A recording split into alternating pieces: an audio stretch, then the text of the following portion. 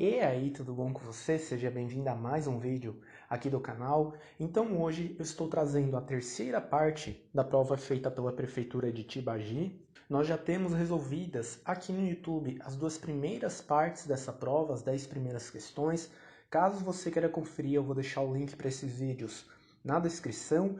Mas aqui então hoje a gente vai resolver 5 questões que falam principalmente sobre toxicidade do flúor, terapêutica medicamentosa em odontopediatria e até trauma dental alveolar, que é um tema muito importante para você conhecer antes de ir para qualquer prova.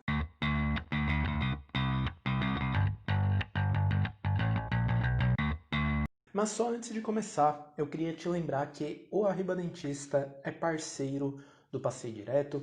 Passei Direto é a maior rede de estudos do Brasil, tem mais de 18 milhões de estudantes, tá pessoal? E tem muita gente que estuda odontologia por esta rede, né? Então, eu produzo conteúdos exclusivos para o Passei Direto agora, conteúdos como este que estão aparecendo na sua tela. E seria muito legal ter você estudando comigo por lá também. Mas agora então vamos para a primeira questão deste vídeo aqui, a questão de número 11 desta prova.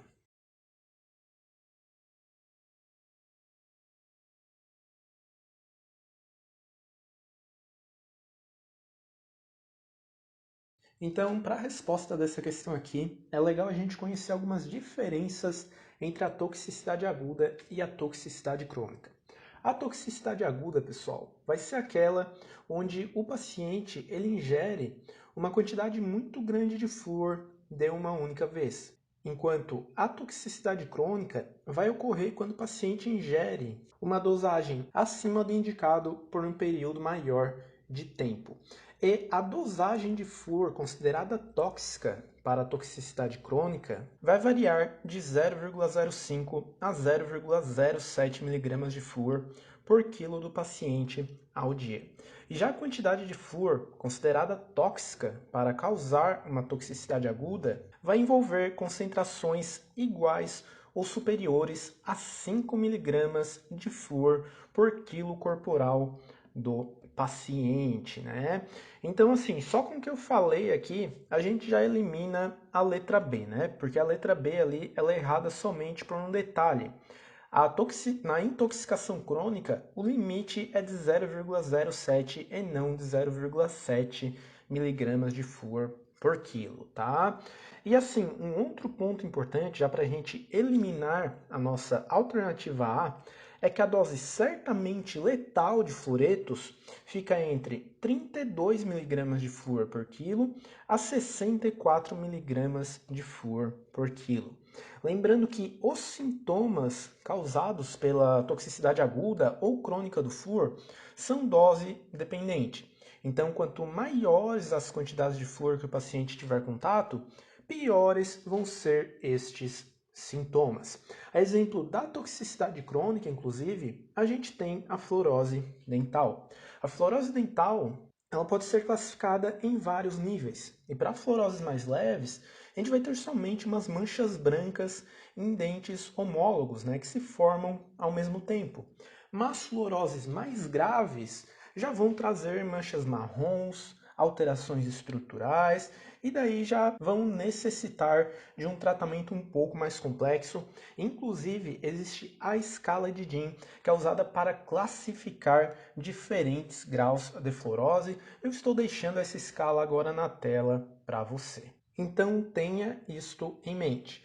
A toxicidade crônica de flúor se manifesta principalmente através da fluorose dental. Mas já a toxicidade aguda vai se manifestar a partir de vários sintomas ali para o paciente. Então, como eu falei, né, esta toxicidade vai ocorrer devido à ingestão muito grande de flúor em uma única vez.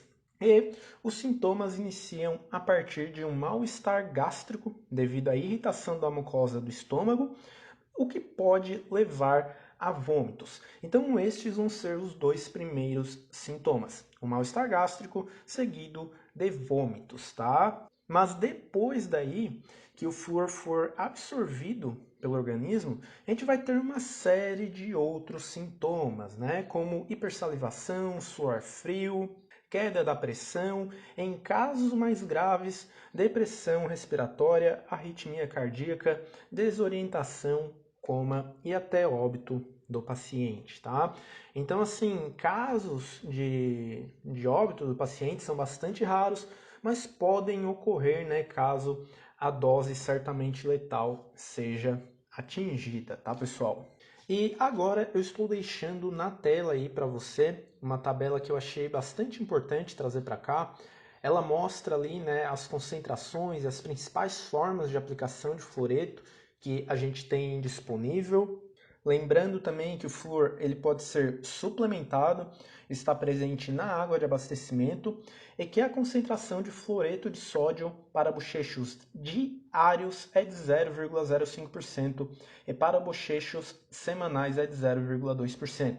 Eu já errei uma vez uma questão de concurso, tá? Antes de eu ser aprovado aí, que falava que a concentração para bochechos diários era de 0,5%, né? Então faltou um zero ali na frente.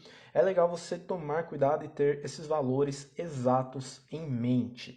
E assim, o flúor, pessoal, ele é uma substância que reage com cálcio.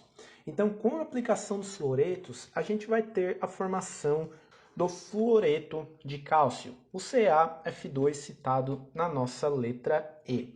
E o fluoreto de cálcio pode ficar na superfície dental, pode estar presente na saliva e também pode se formar no biofilme, diminuindo um pouquinho aí a atividade dessas bactérias.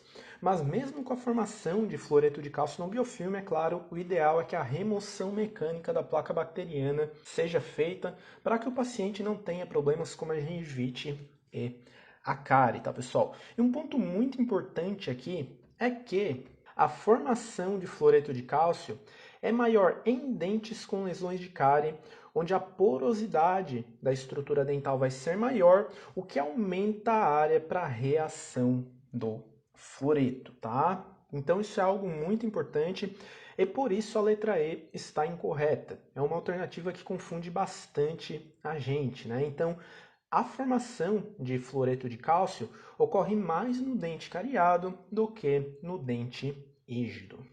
Mas a resposta aqui vai ser a letra D, então a gente realmente não pode armazenar o fluorfosfato acidulado em um recipiente de vidro, porque daí a gente vai ter a formação do ácido fluorsilícico, tá, pessoal? Eu tentei procurar informações aí sobre este ácido na internet, em artigos e tudo mais, não achei muita coisa, mas eu acredito que a partir do armazenamento em um recipiente de vidro, o fluorfosfato acidulado perca parte da sua ação. Tanto é que na bula desses produtos vem a indicação, né, para que este armazenamento em vidro não seja feito. Mas então, resposta aqui para a primeira questão deste vídeo, letra D. Vamos para a nossa questão de número 2, que na minha opinião é um pouco mais tranquila.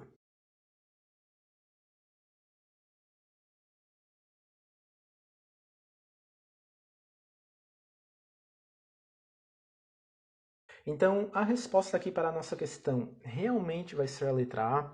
Crianças menores do que 5 anos vão ingerir cerca de 30% da pasta de dentes colocada na escova, tá? Por isso que é legal os pais acompanharem a escovação dos filhos. Muitas vezes a criança ela gosta do gosto da pasta de dente e se deixar ela come a pasta, né? Se o pai não estiver olhando, que a pasta tem aquele gostinho de morango, de hortelã e tudo mais.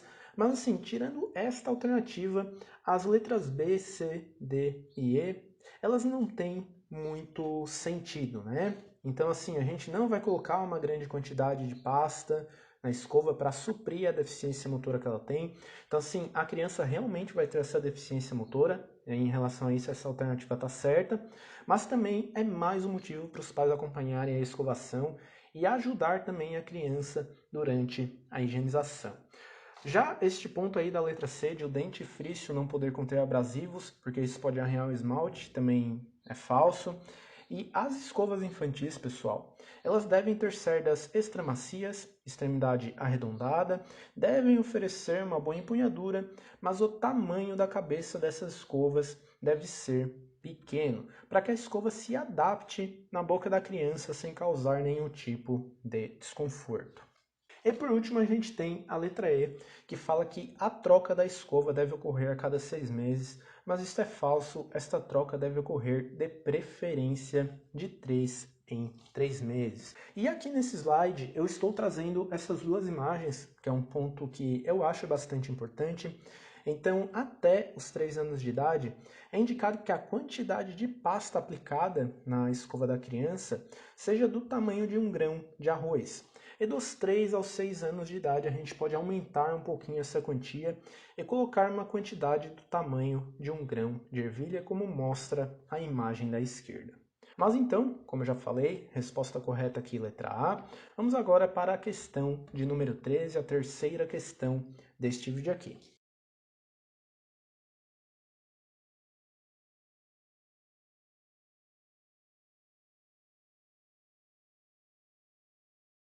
No dia a dia do dentista, é muito comum ele atender pacientes adultos, caso esse dentista não seja um odontopediatra, né? E às vezes, quando um dentista clínico geral, igual a mim, recebe uma criança para ser atendida, esse dentista se perde um pouquinho na dosagem, formulações dos medicamentos que ele deve receitar, tá, pessoal? E existem 3 regras para o cálculo da dose terapêutica do medicamento em crianças que foram criadas para facilitar a vida do dentista, médico e tudo mais. E cada uma dessas regras vai ser indicada para situações bem específicas. Então, essas regras já estão aparecendo aí na sua tela. A gente vai ter a regra de Clark, que é a principal de todas, e considera no seu cálculo a dose do adulto para a gente obter e chegar na dose pediátrica, né? E esta regra de Clark, ela é indicada para crianças com peso menor do que 30 quilos. Além disso, a gente tem a regra de Lau, que é utilizada para crianças menores de 1 ano de idade, e a fórmula de Young, que é o tema da nossa questão, e calcula a dose terapêutica para crianças entre 1 e 12 anos. E a fórmula de Young está representada ali na letra B, né? A gente vai estar multiplicando aí a idade da criança pela dosagem do adulto e vai dividir este valor pela idade da criança mais 12. Então, essa questão aqui, na minha opinião, não tem muito que a gente falar. Vamos agora para a quarta questão deste vídeo aqui.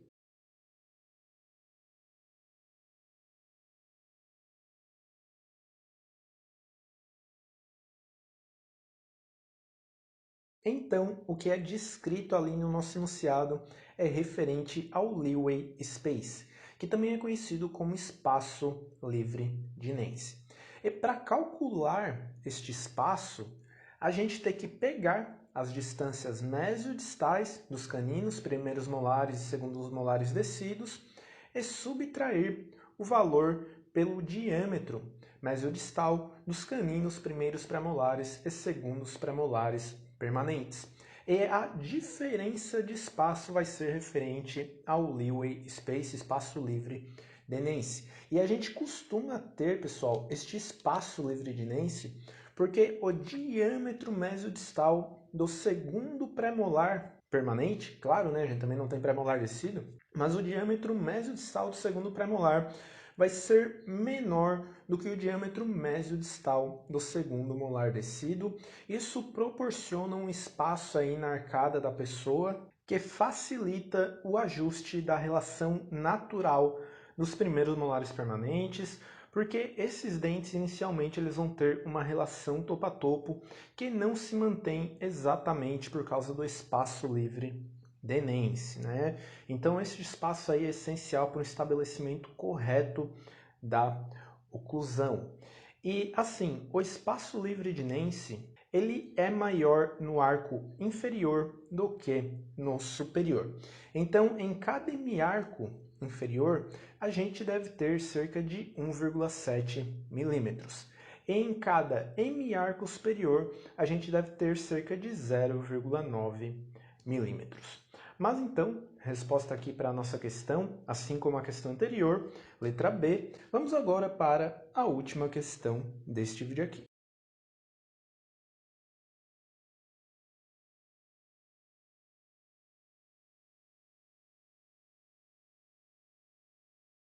Essa última questão, ela fala sobre trauma dentoalveolar, e eu acho que trauma dentoalveolar é um assunto que você tem que dominar para qualquer prova de concurso, tanto em relação às opções de tratamento do dente descido, quanto do dente permanente. Mas essa questão aqui, como você pode ver no enunciado, ela fala sobre a intrusão de um dente descido. E assim, pessoal, quando a gente tem a intrusão de um descido, a gente pode aguardar a reerupção espontânea desse dente ou realizar a exodontia. Mas a escolha do tratamento vai depender de vários fatores. E os casos onde um dente intruído estaria indicado para exodontia estão nas letras A, B, C e D. E lembrando, um ponto muito importante que eu já vi ser cobrado em provas de concurso, é que a intrusão de um dente, tanto descido quanto permanente, ela está muito relacionada com o rompimento do feixe vasculo-nervoso e por isso grande maioria dos dentes intruídos necessitam de tratamento de canal para evitar ao máximo a reabsorção radicular após a intrusão, tá? Mas aqui para este caso, então, o protocolo padrão é aguardar a reerupção se o dente intruído estiver pela vestibular do dente permanente, mas se a intrusão for em direção ao germe do permanente, a gente pode fazer a exodontia para aliviar a pressão que o descido está fazendo sobre o dente sucessor.